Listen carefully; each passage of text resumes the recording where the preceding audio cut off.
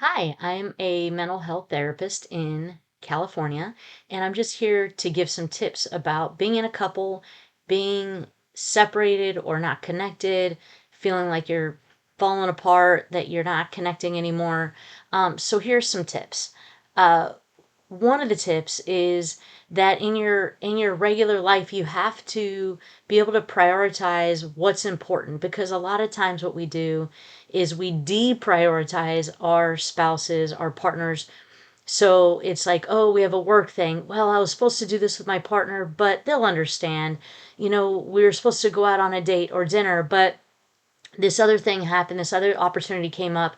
They'll understand, and it just continues with that. And so, I think it's important to be able to have a social life, right, outside of your relationship, but it's also important to prioritize your relationship.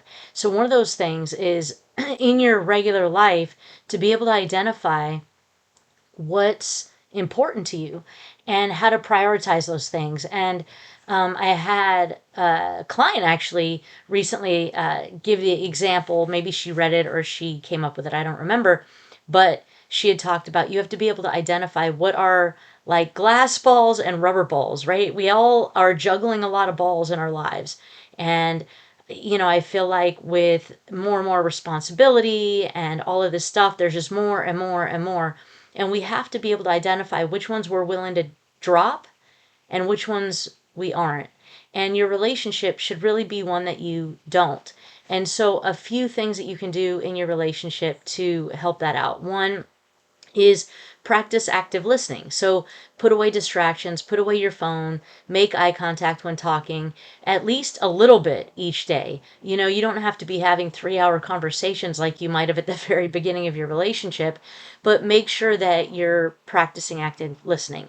Another thing is to limit multitasking. So, spend 10 to 15 minutes undivided attention talking to your partner, spending time with them, sitting with them. It doesn't have to be talking. You could be sitting with the TV off, to have those moments. And then also to express gratitude, to be able to let them know regularly what you appreciate that they're doing.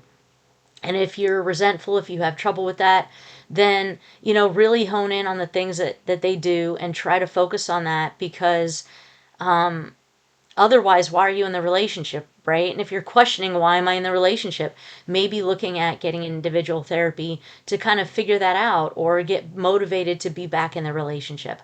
Another tip is to create rituals of connection. So what that means is like small, meaningful things that you do, like checking in at the end of the day, having morning coffee together, hugging for a few seconds.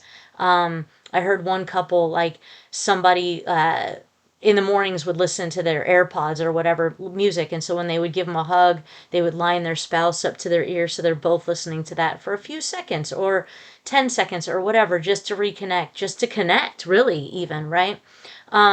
And so those are my big tips, really.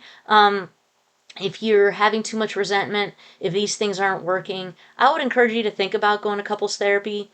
I say that in a lot of my videos, but I think a lot of times, they say an ounce of prevention is, preventing a pound of cure, right? It takes the place of a pound of cure.